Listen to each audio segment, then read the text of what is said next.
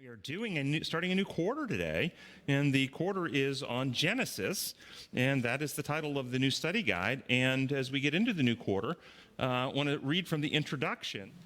The English word Genesis is derived from the Greek word Genesis, which means beginning, which itself is derived from a Hebrew word, and the Hebrew word means in the beginning.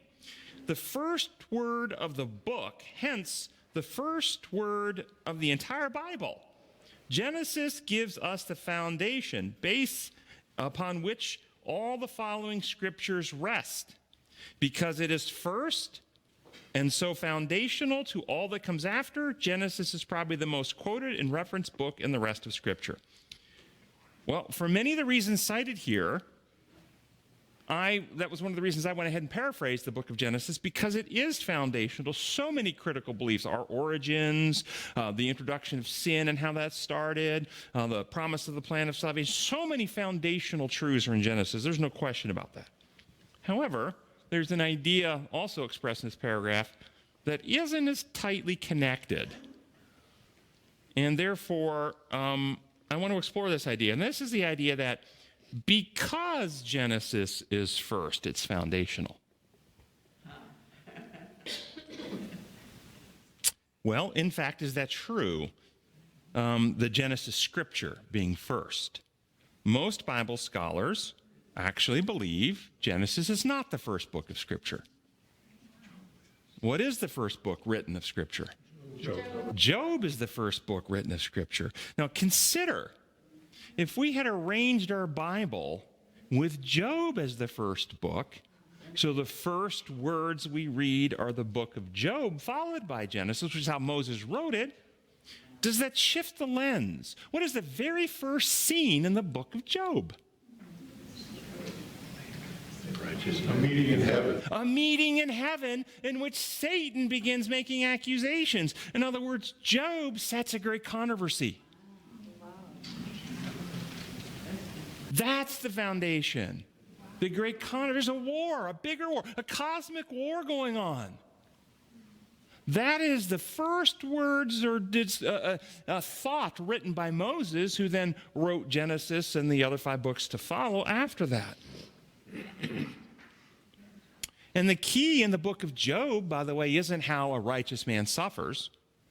The key is the conflict over God's character. And in chapter 42, verse 7, God clarifies the key, commending Job for having said of God what is right.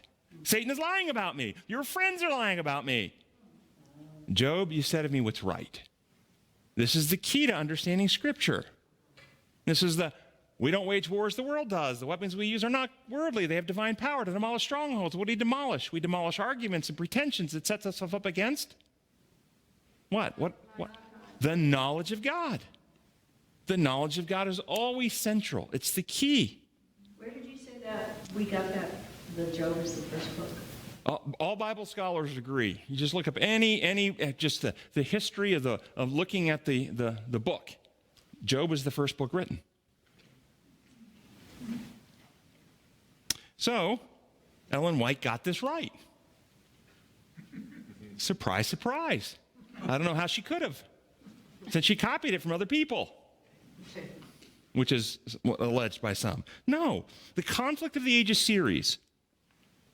You know what the Conflict of the Ages series is?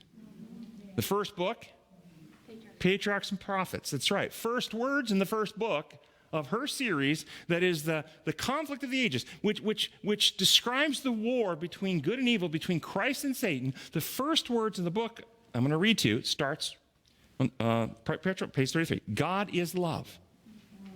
His nature, his law is love. It ever has been, it ever will be. It never changes. God's constant. Keep going. The high and lofty one that inhabits eternity, whose ways are everlasting, changes not. With him there's no variableness of turning nor shadow of turning. Every manifestation of creative power is an expression of infinite love. Notice we start with God's character.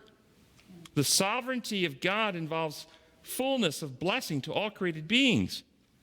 The history of the great conflict between good and evil from the time it first began in heaven to the final overthrow of rebellion and the total eradication of sin is also a demonstration of God's unchanging love. So the conflict of the ages series, she starts at where? In Genesis? In heaven, where Moses started it with the book of Job. But we've missed it because we moved Job down and we put Genesis up. One more paragraph. The sovereign of the universe was not alone in his work of beneficence. He had an associate, a co-worker who could appreciate his purposes, who could share the joy and so forth. And talking about the Word was made flesh. In the beginning was the Word, and the Word was with God. This is the great controversy setting over God's character, his law, his methods. And this is the lens we must have if we really want to understand what's happening in Scripture. Without this lens, we project all of these human ideas into it. Imperial law, rules, authority, punishment, which you're going to see in spades in this lesson. And not this week, but in this quarterly. Next week I read ahead. You come back next week, you'll enjoy it. Yes, it is true that Job, in fact, as a human being, his personal existence came into existence after the Genesis account, because he's a descendant of Adam also. But the great controversy theme, the real theme of history is a war in heaven began before humans were created on earth.